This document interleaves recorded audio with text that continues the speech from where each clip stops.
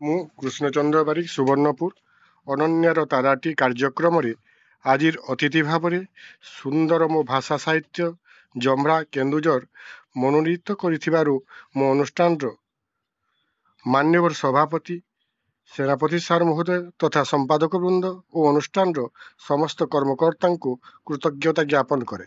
ଆଜିର ଆଲୋଚ୍ୟ ବିଷୟ କନ୍ୟାକୁମାରୀ ଉପରେ ସମ୍ୟକ ଆଲୋକପାତ କରିବାକୁ ଯାଉଛି। ଯଦି କିଛି ତ୍ରୁଟି ରହେ ହେ ବିଦ୍ୱାନ ସାରସ୍ୱତ ମନୀଷୀଗଣ କ୍ଷମା ମାର୍ଜନା କରିବେ। ସୁଜଳା ସୁଫଳା ଶସ୍ୟ ଶ୍ୟାମଳା ବୀର ପ୍ରସବିନୀ ସତୀ ଶିରୋମଣି ଜନନୀ ଜମ୍ବୁଦ୍ୱୀପ ଭାରତବର୍ଷ ଯାର ନାମରେ ନାମିତ ସେ ହେଉଛନ୍ତି ଦୁଷ୍ମନ୍ତ ଶକୁନ୍ତଳାଙ୍କ ସୁଯୋଗ୍ୟ ଦାୟାଦ ରାଜା ଭରତ। ଭରତ ରାଜାଙ୍କ 8 ଜଣ ପୁତ୍ର ଓ ଗୋଟିଏ କନ୍ୟା ରତ୍ନ ଥିଲେ। ସୁଶୀଳା ସୁନ୍ଦରୀ ସୌମ୍ୟା ବୀରାଙ୍ଗନା ଭରତପୁତ୍ରୀ କୁମାରୀ ରାଷ୍ଟ୍ରର ସୁଶାସନ ପ୍ରତିଷ୍ଠା ନିମନ୍ତେ ବାପାଙ୍କ ପରାମର୍ଶରେ ଦାକ୍ଷିଣାତ୍ୟରେ ଅବସ୍ଥାପିତ ଥିଲେ। ଶାସନ କଳ ପରିଚାଳନା ସହ ସେ ଥିଲେ ଶିବ ଭକ୍ତିନୀ। ଶିବଙ୍କୁ ପତି ରୂପରେ ପାଇବା ପାଇଁ ସାଗର ସଙ୍ଗମର ସୁନେଳି ତରଙ୍ଗ ଘେରା ଏକ ଶିଳାଖଣ୍ଡ ଉପରେ ବସି ଘୋର ତପସ୍ୟା କଲେ। ତାଙ୍କ ତପସ୍ୟାରେ ସନ୍ତୋଷ ହୋଇ ସ୍ୱୟମ୍ଭୁ ଶିବଶଙ୍କର ବିବାହ ପ୍ରସ୍ତାବରେ ରାଜି ହେଲେ। ସର୍ତ୍ତ ରହିଲା ରଜନୀର ଗାଢ଼ ଅନ୍ଧକାର ଭିତରେ ପରିଣୟ ପାର୍ବଣ ଅନୁଷ୍ଠିତ ହେବ।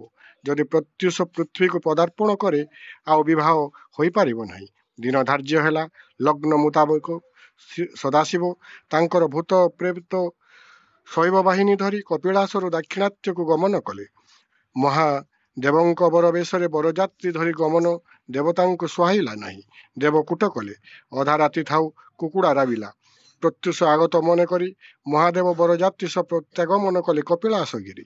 ଏପଟେ ମଙ୍ଗୁଳା କନ୍ୟାକୁମାରୀ ବିରହ ଜ୍ୱାଳାରେ ଜ୍ୱଳନ୍ତ କାଷ୍ଠ ପିଣ୍ଡୁଳା ପାଲଟି ଯାଉଥାଏ। ଚମ୍ପା ଫୁଲ ତନୁ ତାର କଳା କାଞ୍ଚନ ହୃଦୟରେ ତୀବ୍ର କମ୍ପନ ମର୍ମ ଦହାସେ ଯନ୍ତ୍ରଣା। ସର୍ତ୍ତକୁ ମନେ ପକେଇ ନିଜକୁ ସମ୍ଭାଳି ନେଲେ କୁମାରୀ। ପ୍ରିୟ ପୁରୁଷକୁ ହୃଦଗତେ ପତି ରୂପେ ବରଣ କରି ଦାକ୍ଷିଣାତ୍ୟର ଶାସନ କଳ ପରିଚାଳନା କଲେ ପୂର୍ବବତ୍।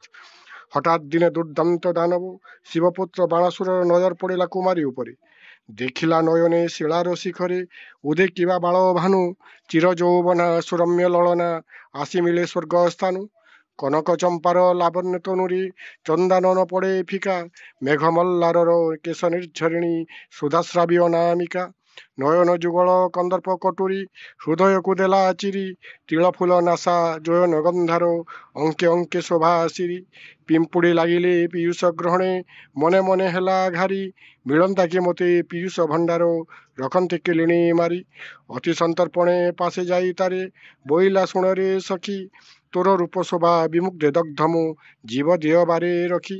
କର ରତି ଦାନ ରେ ନାରୀ ରତନ ରହିଛି ତୋଠାରେ ମନ ତିଥି ଚନ୍ଦ୍ର ପ୍ରାୟ ହେଲାଣି ମୋ କାୟ ଝୁରି ଝୁରି ରାତି ଦିନ।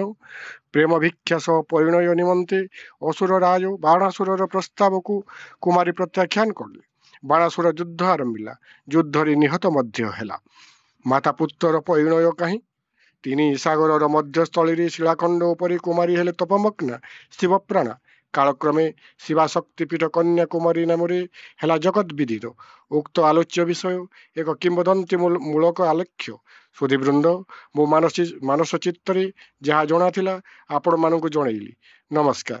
ଜୟ ଭାଷା ସାହିତ୍ୟ ଜମ୍ରା କେନ୍ଦୁଝର। ନମସ୍କାର।